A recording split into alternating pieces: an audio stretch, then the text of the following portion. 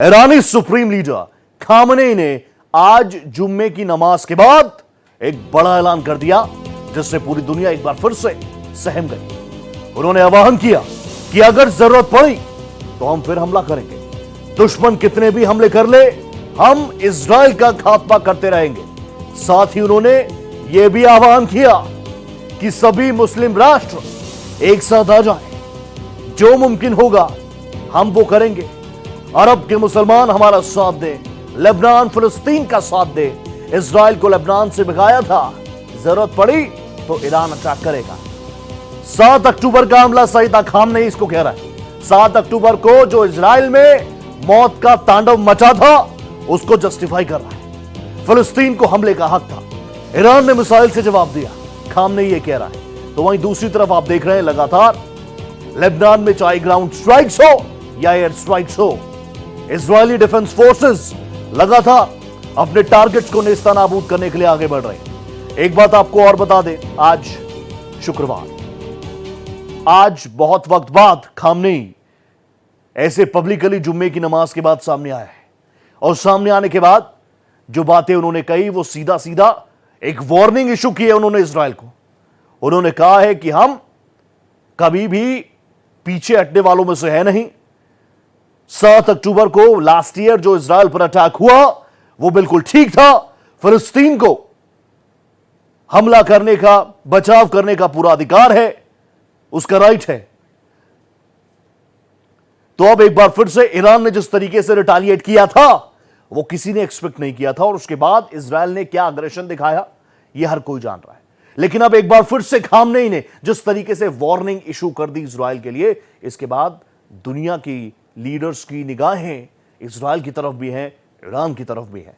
मेरे सहयोगी अजीत प्रताप सिंह मेरे साथ लाइव जुड़ चुके हैं। अजीत जी, जुम्मे की नमाज, एक तो बहुत दिनों बाद जुम्मे की नमाज में खामनेई नजर आए, और उसके बाद जिस तरीके से उन्होंने आह्वान किया कि हम अगर जरूरत पड़ी तो अभी भी और अग्रेशन के साथ रिटेलिएट कर सकते हैं इजराइल पर। हमने पहले भी लेबनान से इजराइल को हटाया है। साथ ही उन्होंने मुस्लिम राष्ट्रों के नाम भी संदेश दिया है। जैसा कि उम्मीद थी, पहले से ये माना जा रहा था कि आयतुल्लाह खामनेई आज जुमे की नमाज के बाद जो अपना स्पीच देंगे, हालांकि 5 साल बाद वो सामने आए और स्पीच दी है, लेकिन उन्होंने जिस तरह से बोला कि यदि ज़रूरत पड़ी तो इजराइल पर फिर हमला करेंगे, ये उनका स्टेटमेंट ये काफ़ी पूरी, एक तो पूरा इलाका मिडिल ईस्ट वैसे ही तनाव में है, और इस स्टेटमेंट के चलते तनाव में बढ़ोतरी ही होगी, कमी नहीं आएगी। जबकि पूरी दुनिया कोशिश यही कर रही है कि इजराइल को संयम बरतने की सलाह दी गई है, और अभी तक इजराइल ने पलटवार भी नहीं किया है। आज भी इजराइल की तरफ से जो भी हमले किए जा रहे हैं वो लेबनान में और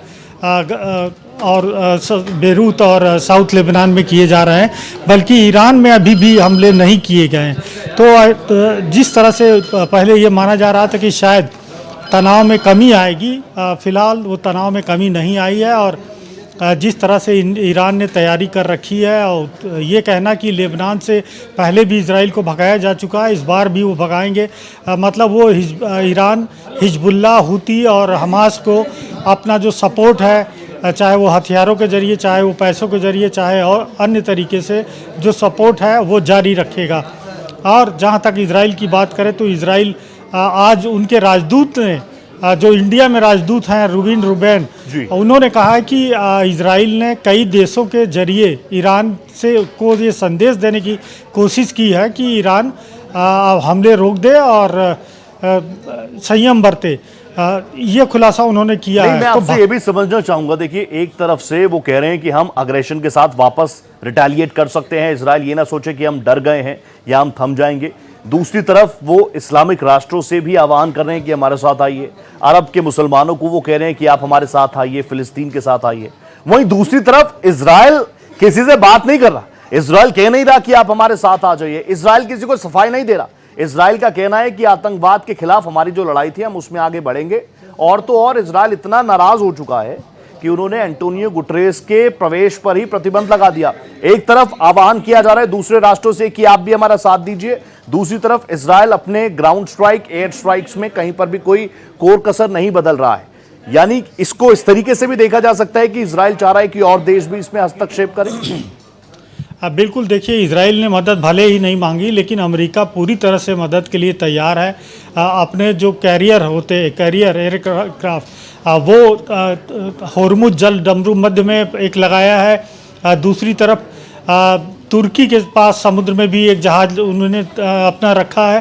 तो अमेरिका हमेशा से इसराइल के सपोर्ट में रहा है, और इस बार भी जब ईरान ने हमले किए, 180 से ज़्यादा मिसाइलें जब इसराइल की ओर हमला किया, अटैक किया, तो अमेरिकी जहाज़ों ने भी, अमेरिकी सिस्टम ने भी, एंटी मिसाइल सिस्टम ने उसको डिस्ट्रॉय करने में मदद की। इसराइल का तो आयरन डोम जो एंटी मिसाइल सिस्टम है ही है, उसने रोका, लेकिन अमेरिका ने भी काफी मदद की है। लेकिन और इजराइल के मिडल सपोर्ट ईस्ट में इस वक्त जल रहा है, और आज जब खामनेई सामने आए तो उनकी बातों से, अग्रेशन से साफ लग रहा है कि ये आग अभी और ज्यादा तपिश दे सकती है, और ये महज अगर इसमें इतने सारे देश इन्वॉल्व हो जाएं तो ये महज मिडल ईस्ट तक सीमित नहीं रहेगी। और इसको लेकर भी आप जानते हैं भारत में भी मीटिंग्स का सिलसिला लगातार किया जा रहा। Thank you so much Ajit Pratap Singh, आप जुड़े हमारे साथ, आगे फिर जुड़ेंगे। फिलहाल बहुत धन्यवाद।